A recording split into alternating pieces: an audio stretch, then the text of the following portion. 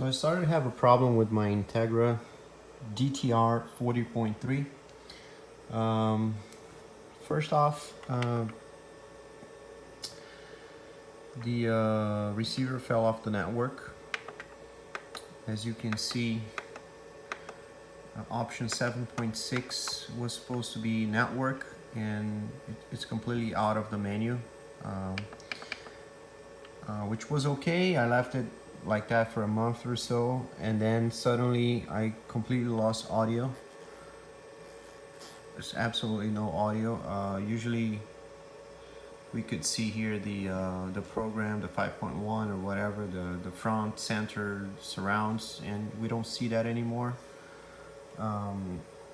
We do have picture, but there's no audio. It doesn't matter what you do, zone 1, zone 2. There's nothing you can do to show the HDMI audio programming here. So after reading some people telling the same problem on Google and some other places, I decided to take this apart and check the HDMI board for solder problems, and looks like a lot of people were able to get it back working. So I'm gonna see what's gonna happen after I open this unit apart. Well, I'm going to start by opening the unit. Should be a simple task with a Phillips screwdriver.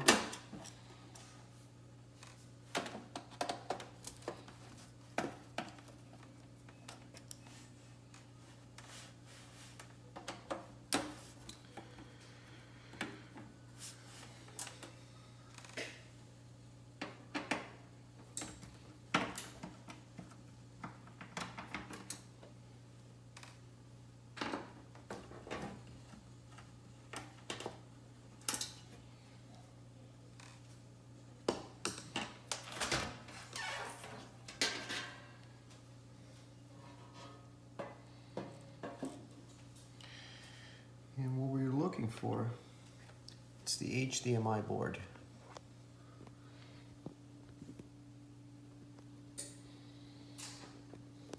Which is this guy.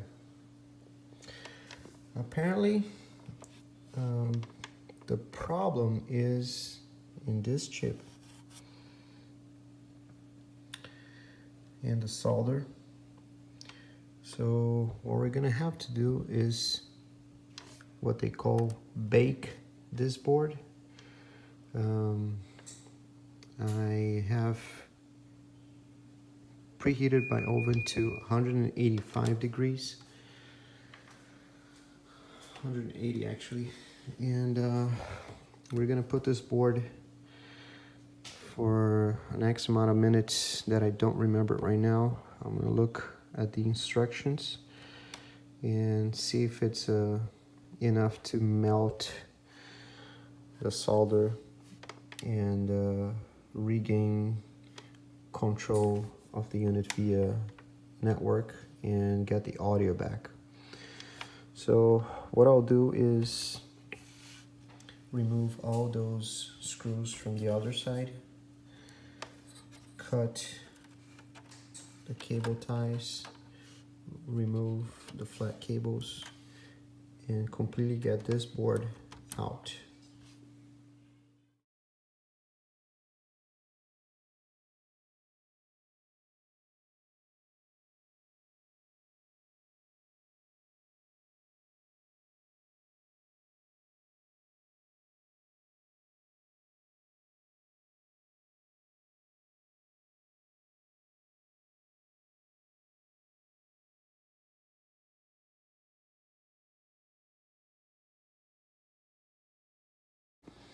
Alright, so with the oven preheated to 180, I have placed the board on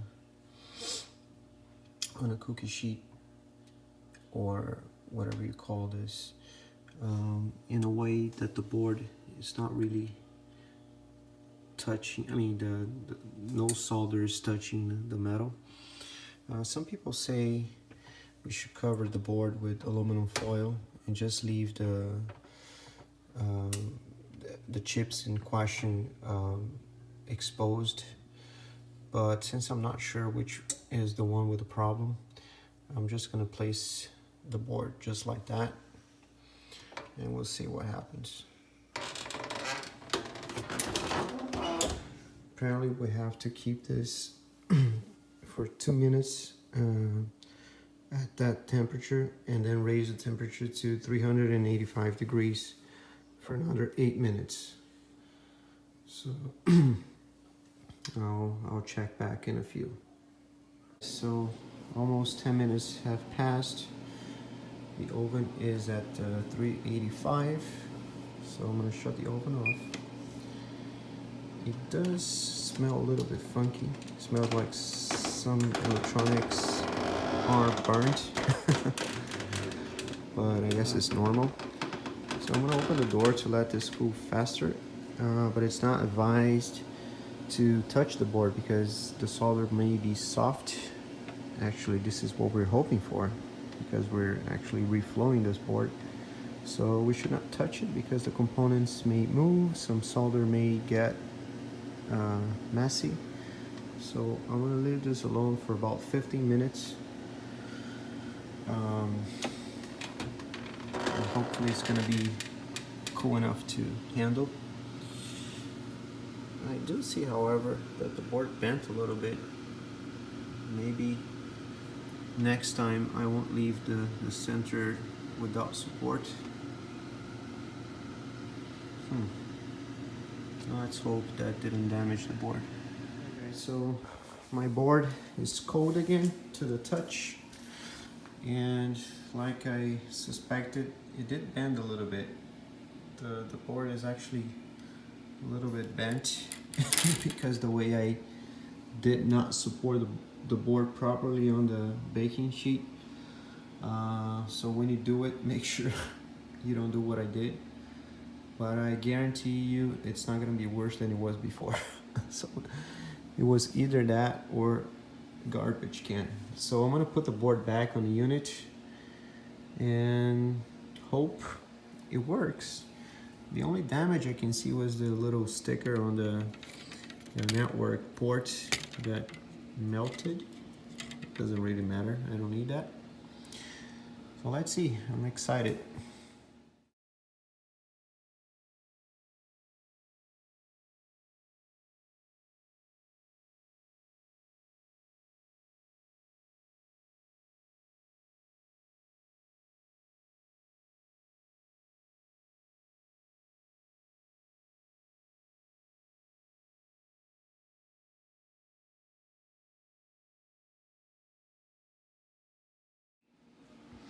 Right, so the board is in.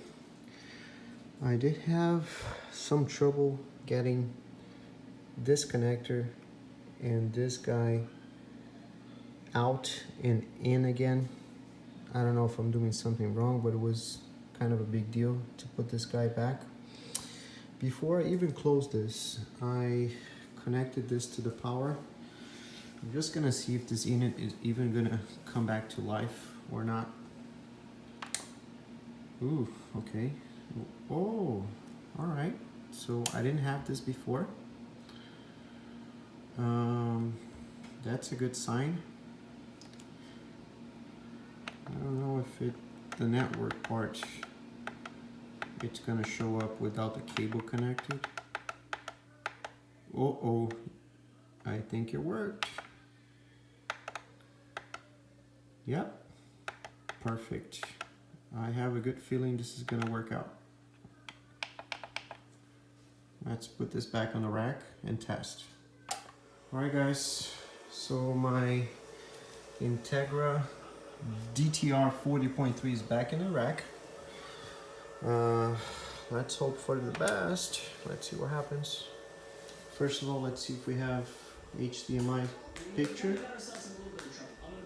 Where is it? Okay, we do. We do have HDMI. We do have audio. We tired of Finkelberry being mean to us. And just to confirm, if we have network, which I think we do, there it is.